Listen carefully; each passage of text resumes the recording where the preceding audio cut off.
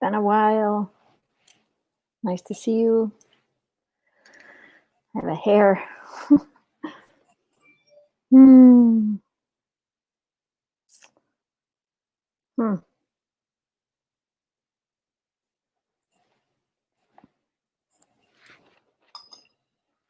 I just found these in my purse.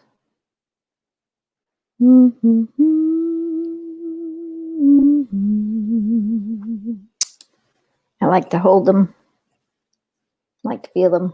It's kind of like, oh, I found my stones after a move. And then I just want to ring the bell. It's my official move-in day today. So I've got my stones and my official move-in.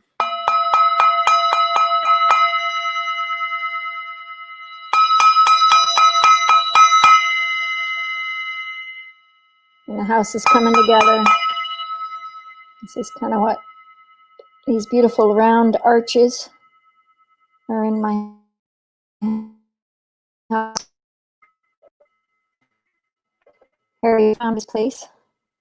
Some of you know Harry. And it's a huge living room. It's a huge space. So as I enter into my first Facebook Live for a little while, it's a big space. And my candle's lit. And there's more to do. And there's more things to do. But I thought I'd get on and kind of open up a dialogue around the election. And it was about 6 weeks ago, and I was not going to vote.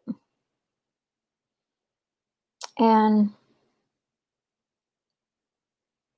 Rehan posted a moment of time when we were, he was looking at Kamala Harris and women around the globe. And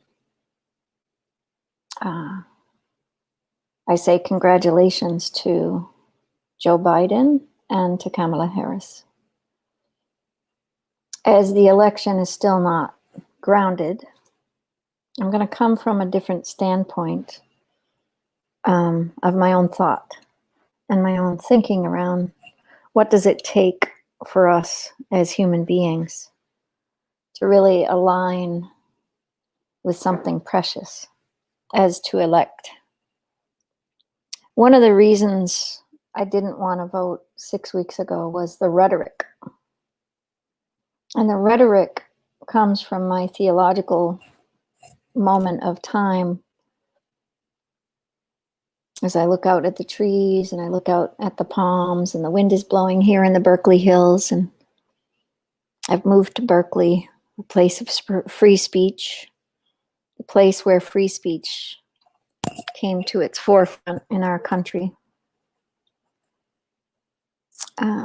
where people took to the streets. For me, I'm grateful to be here in Berkeley at this moment, at this place and time. And as I moved onto campus, the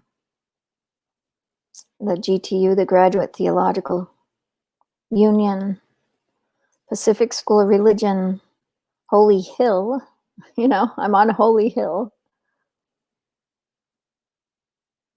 There was a huge sign, Black Lives Matter. And there was a huge sign, or many signs around the campus, Black Lives Matter. 100% Black Lives Matter. And 100% there's a lot going on here. And if I look at it theologically, on the discussion I had yesterday with my daughter, my oldest daughter, I just want to drop in with that because she said, Mom, she said, I know you have lots of ideas around this, but I just want to share with you that what I felt yesterday is that my relationship to having somebody with the moral values that I align with is really important to me. And I said, I accept that 100%. And as I saw the rhetoric over the last few weeks, the rhetoric of chaos in the country, the flag being burned down, I wanted to share a little story. When I was a young girl, in our house, there was a place card that I would say is a place card of my childhood. And it was a place card of e pluribus unum, e pluribus unum, out of many one. And there was an eagle, and it was a big picture on our wall. And I said to my father, what does that mean? Because I was at the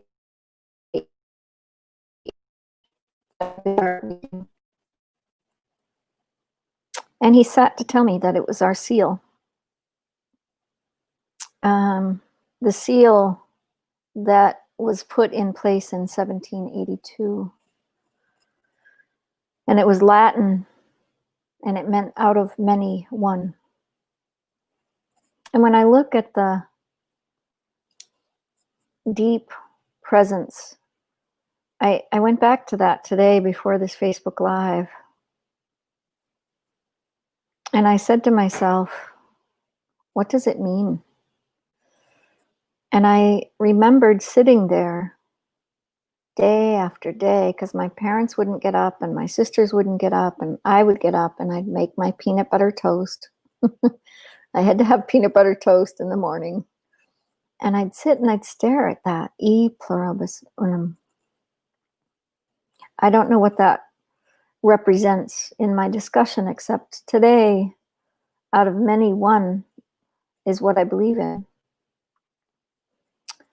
And one God under, you know, the whole idea of our nation. I'm a follower of many traditions. Many of you know that. I have been born into a Christian household. I loved going to church as a little girl. I always loved going to church. I continue to love being in the presence of some of the songs, being in the presence of some of the hymns. Both my parents played the piano, and they played it by heart, and they knew the hymns. And there were so many different songs that they knew by heart. I don't know why two people would meet and both of their ancestry, they learned to play the hymns by heart. And over the years, I studied so many different faiths. And it came out of my children's tradition. But even prior to that, I did yoga and the Hindu tradition, and Yogananda came in. And Yogananda was my deep, I would say, spiritual teacher from the other side. And this presence of Yogananda and the Book of a Yogi was a very powerful book. I just looked for it in my books. I have to reorder it. I don't see it in my books. I must have given it over to someone. But I studied, I would say, that book outside of my religion as one of the first books. And then I studied Rudolf Steiner. And Rudolf Steiner gave me my children's curriculum.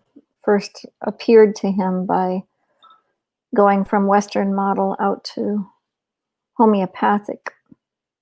And homeopathics became the medicine for my child that was sick with allergies. And then, you know, the doctor from Europe, Dr. Karnal, totally lovely man, always looked at my children spiritually.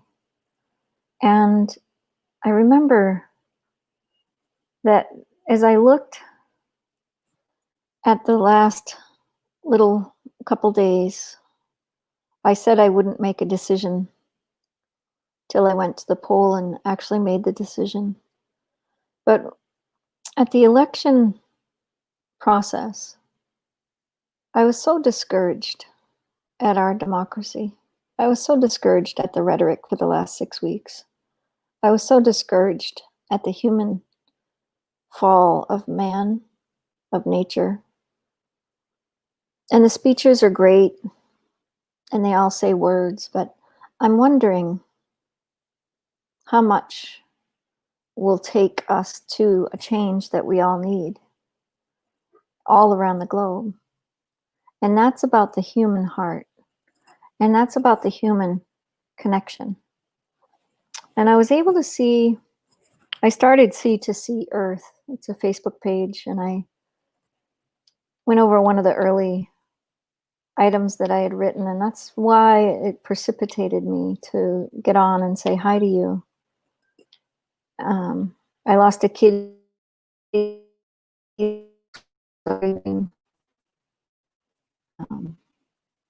I left my seminary, and that grief. And as I moved into the heart of moving into a new space for the first time by myself, creating a space, I made some warmth, and I got a little electric type fireplace, which feels good and cozy in this colder climate. Berkeley has a much colder climate than where I was living.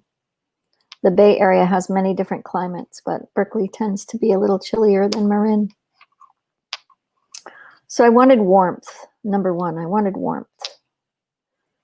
And as I talked to my daughter, this older daughter, I had spent most of the week texting her husband and I, and we were going back and forth and back and forth. And we were all kind of Bernie Sanders love. But I was discouraged in all of the process in the last few weeks. And I told him how discouraged I was. And it comes out of my father in the image of my dad. And so I'm going to share a little bit about my father. My father was a strict Republican. And he was a Republican from the point of view that we had to work for what we have. And we have to really stand for those that don't have enough and be of service. And we have to really look at a relationship to God and the love of God. He had such a love of God. And my mom too. She always had the Bible open. Boy, I wonder where that Bible is. It's interesting. I don't know where that Bible is. It's always open somewhere here. I didn't remember seeing that either. Anyway, there might be some hidden areas of things that I haven't opened yet. But what I want to share with you is that my dad was also had a lot of inner turmoil. And I would say it's inner trauma. And when I looked at some of my teenage years and him looking at me and having judgment and, having judgment, there was a certain time in my connection to my dad that became really close, and it was during my divorce. And during my divorce, he really protected me. He was a very deep protector of my children. He knew what type of mom I was. I was a strong mom, and he said the kids were always so well behaved, and he was so surprised at my children and how I raised my kids around natural foods and healthy meals and gardening. And I remember the day he showed up, and I had my draft horse, and I said, Dad, I want to show you what I've been up to. And so I harnessed up my horse, and I went up in the woods and brought down a huge log, and he was just in shock. He was like, oh my gosh, what are you doing? And so I was bringing firewood for my family down with a horse, because I was very connected to horses as a child, and it was my dad that got me connected to horses. Now, on a horse, when you're afraid, the horse will shy. away. He'll feel every feeling.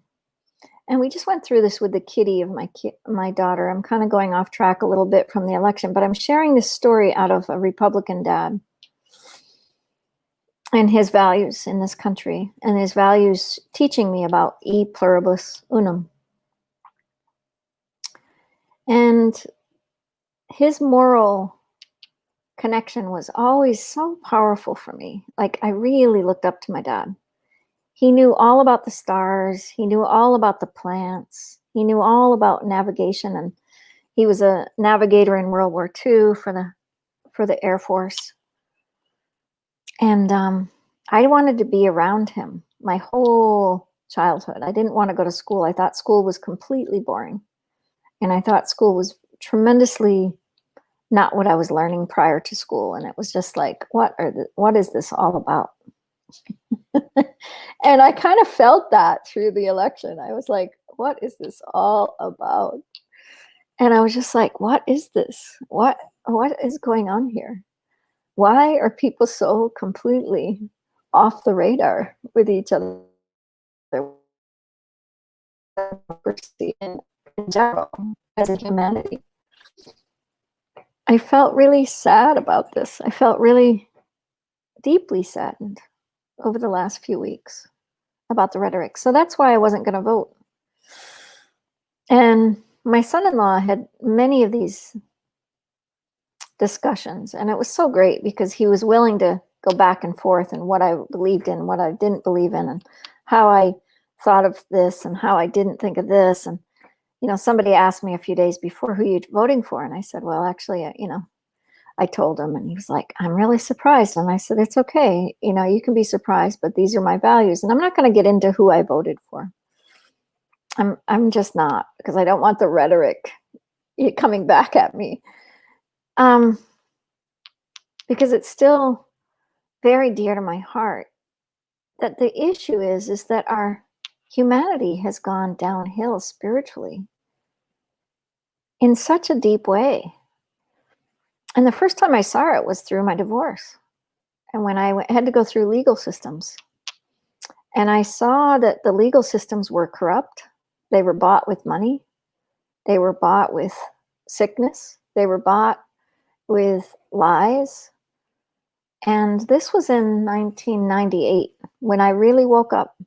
I really woke up that our democracy had gone downhill. That our democracy wasn't about honesty and truth of what I was raising my kids. And what I was raising my kids was not about truth and honesty and healthy and good morals and values that my mother and father had given to me. My mother and father gave me good morals and good kindness and good, ideas. And there was a time when I had to steal from Peter to pay Paul. And I've shared this story before that I've done it too long. But it was about, taking school loans out because I didn't have child support from my ex-husband. And he never worked after our divorce and never gave me a penny raising 5 kids. And I was like, how can that be? How can that really be of moral integrity? And if you would hear my story, you'd be kind of shocked and say, where is the democracy? But I've looked at this in so many different countries since then. As many of you know, I've been to Pakistan a couple of times, and I've looked at the democracy there and the groups and the different people interested in different people. Now, I don't know as much as I know in America, but it is all pretty sad in what we have as a democracy worldwide, globally. So I come back to the idea of one peaceful world in my thought today, in my thought about an election. And what I did say to my son-in-law, I said, what I want you to do mostly, it doesn't matter who I vote for or who you vote for. He said, I don't like either party either. And I said, well, it's okay, but you should vote. It's important for you to vote and stand for who you believe in. And he started reading about Michio Kushi. And he started reading, I said, there's a whole article that Alex wrote about Trump and his condition. And, I didn't read the condition around Biden, but there should be one around Biden's condition. If I look at the condition of our society and our humanity, all these people that were in the streets. What I shared to my kids in the last little while is that this is the trauma, this is the generational trauma that we've all been placed in our societies. We have generational trauma, and we have trauma from a society of change makers that haven't been morally accounted for, from legal systems all the way up. And what I loved about Trump was that he was breaking apart a lot of that craziness. And as much as I didn't like the rhetoric coming from him for the last 4 years, the democracy that I saw him stand for was very interesting for me. And it shared in depth what I felt like we needed to break up, that we needed to break something up. We needed to stop whatever was happening. We needed to start over. And I know we can't start over completely, but I listened to Harrison. I was pleased, I was pleased. And I said congrats to Biden and Harris, or to Joe Biden, because he's my president now. If this goes through, he's elected, but we don't know if Trump is going to do what we're going to see as well. And I believe in that. I believe in the democracy of Trump doing what he needs to do. And so there's a part of me that just wants to share about our personal condition. What Michio taught me years ago about, I'm going to put these stones up, about yin and yang, black and white. Black and white, I hold these in my hands and I switch them, and he always said heaven's force came down on our left side, earth's force came up on our right side. Heaven's force was more of your father's energy. Earth's force was more of your mother's energy. And if I look at the ancestry of my mother and my father, they both drank a lot of alcohol, which was telling to me in my years of studying recovery and looking at why and what was hidden in their hearts. And if I look at it, it's most likely trauma. My dad was in the war. My mom was, traumatized by different things. And, but their moral compass stayed really steady. Their moral compass was so beautiful. I'm very happy with this. Now, my sisters are both amazing people as well. Their moral compass is really sweet, and I love talking to them. But again, there's a process of delusion. And if I look at society, we have a process of delusion. I have delusion, my condition has my own delusions. My own delusions in a way that is my own moral relationship to what has happened to me as a human being. And if my compass can stay clean enough, if it can stay forthright in a forward relationship to surrounding myself in the right people, the right areas of my life, the right connectedness, the right love, the right care, then my moral compass can be cleaner and healthier. But when I see the rhetoric, I stay really closed in a little bit, and I say, wow, I don't even want to listen to this. And I really cried a lot in the last few weeks about this election, because mostly what I saw is my children, the children of the world, are listening to this. The children of the world are all of us, because we all have that inner child, but we're all listening to this very sad rhetoric. And when the rhetoric is so deep and the voices are so deep and the flag is getting burned and I was deeply wounded in what I saw and how I saw it, and, business owners and broken glass and looting and, all the stuff that was happening. I felt so deeply sad for America, because we've been here before. And now we return to this again. And I think in every country we have a certain sense of that. But when I look at my freedom, that I can start a business today and I can make as much money as I want and I can create anything I choose, there's a certain sense to that that is freedom. And then if you go to the higher levels of that, there's a lot of other stuff that happens. So I'm wondering a lot. And that's why I came up in the last little while, the dignity of nature. And I'm going to write about it a lot in the next few weeks. The dignity of nature herself, and how pure and clean, and there's death, and there's, everything's in nature. There's dying wood, and there's living brand new growth, and it's everywhere. And so then I started thinking, like, what is the rhetoric around the government? What is the rhetoric around the election? What is the rhetoric around people thinking that somebody's wrong for voting somebody else? What is the rhetoric of free speech? And I'm in Berkeley, right? So if I can have free speech, I can only hope for whoever is in the White House in 76 days or whatever, whoever's in the White House at that point, that there's a commonwealth of love, and there's a commonwealth of unity, and there's a commonwealth of connection, that we start looking spiritually. Why have we fallen so deep? Some can point it back to why Jesus came, and some can point it back to Buddha, and some can point it back to, going away from the natural order, and some can point it back. But when I point it back personally to my own self is, where have I taken the responsibility internally to keep a clean house inside me?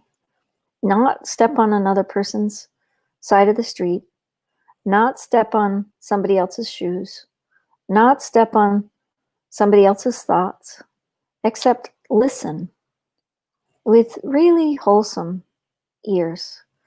Listen of why a person would choose what he chooses, or she chooses what she chooses. This is an important piece. I said to my daughter, there's some wonderful women that got elected into the Republican Party. And she said, I know. And I said, and there's some, wonderful women that got elected into the Democratic Party. I said, we're just human beings. And wherever this divide is, the heart of the people has to come from this grassroots. And that was what I dialogued with my son-in-law. The grassroots movement right now has to be so pure at heart, and so loving to each other, and so compassionate, because we've gone through a lot as a society, as a people. My children went through trauma through my divorce. My children went through a society that I raised them with moral goodness, and then they went through trauma. I went and experienced what African Americans and Indigenous people went through. I've lived a lot of life in this short 61 years. And it feels so short because it feels like a mountainous amount of learning how to love. Learning how to love. I think we are here planted in a place, this earth, that we have to learn to love. We have to learn to wonder about each other and have curiosity about each other. This is what I teach the children. If we can keep our own passion, if it stays clean, when we're not clean, if we can come back to center, when our curiosity is so curious about another person and without judgment, we have to be curious about that other person, just curious. We don't have to judge that other person. We don't have to feel that negativity. When we look at this deeper wound of each human being, of what we go through, how will we stand as a society for the children of the earth? When I started Sea to Sea Earth, it came up out of people not collaborating as business people, and this business person saying that person, and that person saying this person, and this person blaming that person. And I mean, it just felt like, oh, I just wanted to go underground again. I didn't want to be a businesswoman hearing the rhetoric of what business was. So I came up with the idea of compassion to compassion, creativity to creativity, C to C instead of B to B. I said, this is maybe the only way we, as a society, we could actually move a creative to creative, because business people, entrepreneurs are creative people, creative souls. Every single person on the Torch family is a creative soul. It's stunning. And as soon as I spot a creative soul, I'll say the Torch, because they're lighting the pathway. And I will continue to do that, because when I see somebody really, really standing up for the righteousness and the moral and the values that our children need to hear, I'm going to say they're a light and they're a spark for the world. And I don't know who will be in that positioning. And what I did say to my son-in-law, of all the discussions he and I had, I said, anything, get involved in the local politics. If you're really interested in this, if you're really interested in politics, get engaged and be engaged in the local system. And that's what I'm going to tell anybody today, no matter who's in the White House. I'm hoping in 4 years, when we elect a president of the United States, that there will not be this type of rhetoric ever, ever again. Because it really was sad to me as a human being. It was really one of the most negative, traumatizing things. And I think that's what we've got to look at. I don't see that as a cause of left or right or left or Republican or Democrat. I think it's in the human consciousness of the rhetoric, the human trauma, the human soul of what we've grown, the human condition. I was just really wounded by the democracy of my seminary and the democracy of my presbytery. I was shocked, and I've been underground because of that. I haven't really voiced it, but I'm kind of shocked by it, how people treat people, how human people treat human people. The animals treat each other feisty if they need to, but they do usually come around. Like if, there's this idea of, studying the Mayan tradition with Jose Tata and Shuni. They're both amazing teachers, and as well as Mark from Brazil.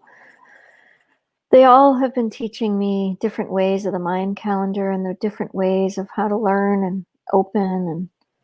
And I hadn't studied Mayan culture, and it's been fun to study the Mayan tradition. And I really believe in the 144 dream catchers. I have my dream catcher earrings that my daughter got me today, and I believe that we need to catch some dreams, folks. We need to catch some dreams. We need to catch the dreams of our society. We need to catch the dreams of our children's thoughts. We need to catch the dreams of moral compass that's holy and well and kind and caring. And I want to be that for the children. I really want to be that for the humanity that I have put out to be. And I really want to be that to my brothers and sisters. That's not to say that if somebody's doing me wrong, I won't speak up. This isn't, I've gone back to any person that I've dismissed and asked them, how are they doing? And if there's still anger and rhetoric and craziness, I'll turn back down and I'll say, okay, I bless you, and I walk on by. Because we have to stand for our own moral compass. I think there needs to be, there's a wonderful tradition in the Quaker tradition. And you get I think 5 people around you, and you come up with a question that you're having about your life, and you let them listen. It's called the clearing committee, and it helps you clear with ideas. I almost think we need to do this on a regular basis. Clearing committee.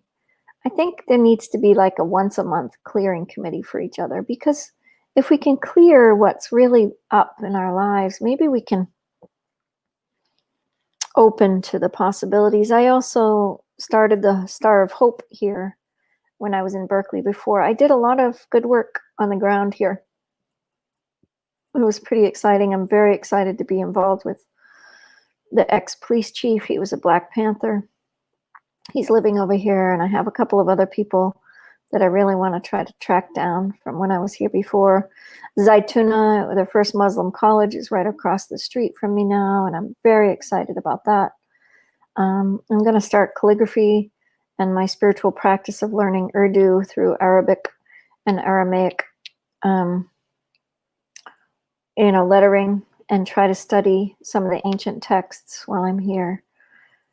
I want to learn a little bit. I want to learn, why have we faulted? I remember people talking about who Michio Kaku was after he died, and we all have these faults. We all have these human traits. We all have these human era of times when we had difficulties, or times when we were not up to speed with our moral compass. Every single one of us. I don't, if you're beyond that, God bless you, but we all have it. And what we mostly need is to learn to love and learn to care for each other through this idea of black and white thinking. Who are we to know what another person is thinking? It has to be in the listening ear, the listening spiritual ear. So as I bring forward the election and my feeling of this, it looks like this device isn't registered. For help, go to your Alexa app. Alexa's talking. I can't get her hooked up. She's stuck in the etheric world of still listening to me. But as I start listening to my own personal relationship to, what is it in us that really goes deeper with each other? I think we're pretty shallow with each other. I don't think we really share what's going on completely. And, I think this moment of time for me, this big change in my own soul life and my own practice, I go back to chanting today. I go back to some spiritual practice to get even further right-sized in myself and open myself further. And I'm very excited about what's to come. What is to come? Because it has to be better than what I saw in the last few weeks, and why this woman at 61 didn't want to vote. It has to get better, right? The bigger the front, the bigger the back. The bigger the delusion, the bigger the back of the delusion. The issues we carry is real. My kitten is very excited about going hunting right now. There's a squirrel with no tail here. I wonder what happened to the squirrel without a tail. This is going to be my storyline. This is very interesting. There's a squirrel with no tail. Maybe he escaped from a car. Maybe that would be my story about that. He's outside my window every day. He lives in my tree out here. And I'm getting to know the trees and getting to know the wind, getting to know the gentleness. I got through 2 more boxes this morning, but they're still on my floor to put away the next little bit. But 2 more boxes are emptied, which is very exciting. And 2 more to go. And I'm hoping a few more things as this day that I land here in Berkeley, the move-in day completely. There's a completion that I move in today about free speech. And I would hope that I can speak anything and you'll love me anyway. I hope that I can be anything and you'll love me anyway. I hope that you'll see that I can do that for you, that my compass is big enough, my moral compass is big enough to know that you're my brother or my sister, and I will love you no matter what happens between us. Because I know we are good. The innate goodness in each of us is good. There's goodness in Trump. There's goodness in Biden. There's goodness in Pence. There's goodness in Harris. There's goodness in all their partners. And there's also trauma. And there's also rhetoric. And there's also pain. And there's also struggle. And isn't that for all of us? That's all of us. It's just human nature. We put people up on a pedestal that choose to run for this type position. I was reading that Pence was only paid at $250 a year. I was kind of shocked at that, but somebody said, no, there's a lot more money there. I don't know what people get paid in the presidency. I don't know. I mean, I know it's the highest paid position. But I know that's why Trump, he didn't run for money. And that was curious. I was curious about that. I got really curious about that. And most of the people that, get all this money coming towards them, it's almost like I'd like somebody from the gutter, literally on the streets, to become president. Just because the moral compass of people that I've seen giving, it's just interesting, right? So when I think about the moral compass of all of us, I just pray that we can love each other. I don't have any negativity at either of these president-elects, whatever happens. President-elect, I think, is Biden right now. But, I have a respect that whoever's in that White House, I will call my president, and I will not come down from that throne. I'm shocked that people didn't respect that. But I got that the human nature tore people down. I got what my daughter said about the human nature of the rhetoric of, Trump's tweets and Trump going after people and Trump.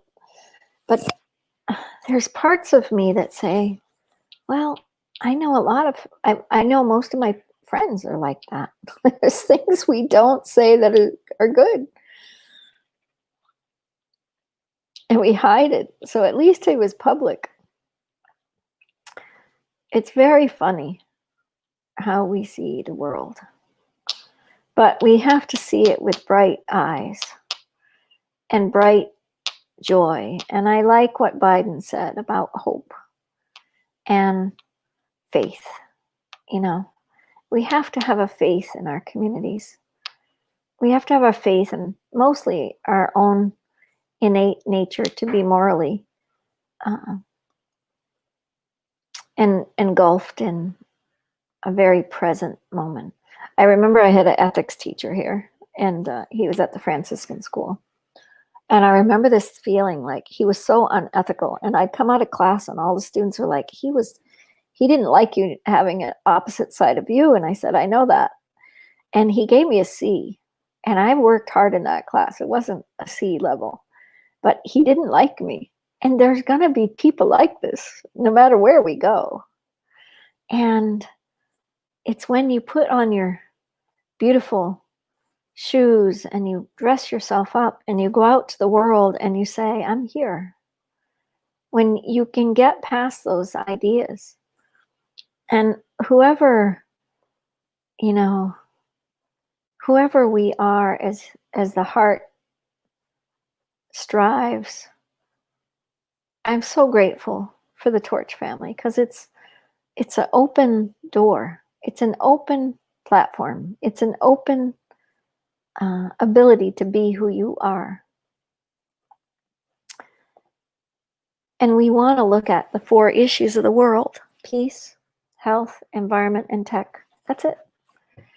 Those are big issues in our world. Those are the issues we as adults have to solve. And the children need us to look at what is our inner peace. It sure wasn't in the last 6 weeks, in my estimation. It was turmoil and crazy for my, what I could say is healthy. So I pray that we do something greater for our children in those 4 regions of our world, that we grow bigger peace within ourselves, that my environment is much greater in joy and things that make me joyful. And, I have Gandhi up here. I have St. Francis up here. I have painting of my grandmother. I don't have anything from my grandfather, I don't believe. But I have, a lot from my mother and my father. And, I just am grateful. I'm grateful that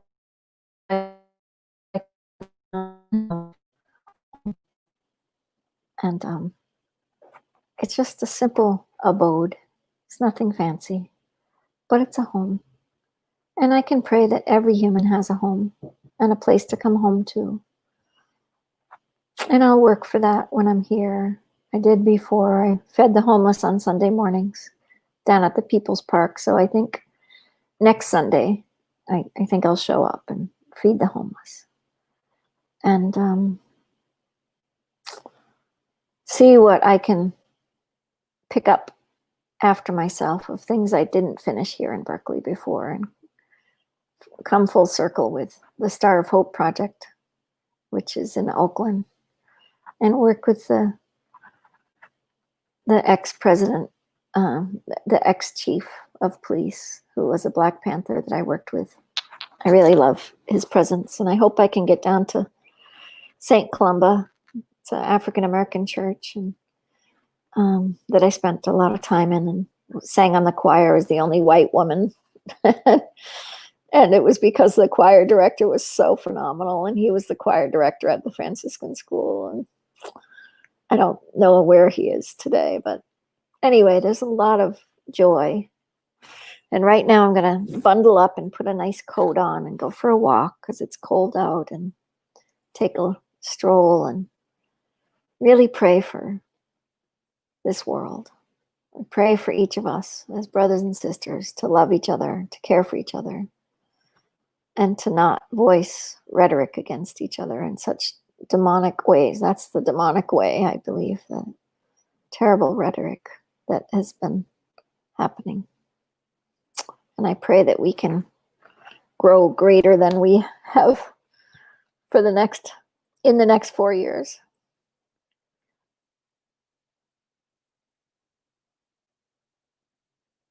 Not a single thing you cannot do. Oh, thank you. Istiakarana. Thank you, sweetheart. I'm always going to be for the president. He asks, are you with Joe, the new president of the United States? I'm always going to stand for my president of the United States. And I don't care who that is. It's more about, I'm not sure who that is yet, because we're still in that. But he is the elect. And I said, congratulations. So Ishtiak, yes, I prayed for him today. And I prayed for President Trump. And just prayer, staying in prayer. It's as if we as a society can only come from the greater parts of ourselves. And I hope we become larger. That's all. I hope we become larger. I hope we become larger in all that we are as a human being. God bless you all. Thanks for listening. And that's my idea for today. Have a blessed day. May the stones of black and white be black or white for you. And may you know that the bells ring upon the newness. Let it clear. Let it be present.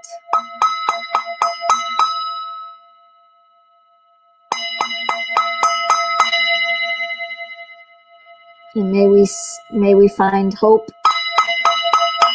May we find faith. May we find joy. May we find curiosity. Thank you for the spirits of my new home as I move in today. The official move in. Mama Lynn, thanks all the spirits that are here, all the spirits of the land, from the east, the west, the north, and the south. May you know that the ancestors that always came from the east, the west, the north, and the south, I am here. I thank you for giving me a home. And thank you for this welcoming, this new home. And thank you for this move-in. And I bless you, all the spirits that have come and walked here.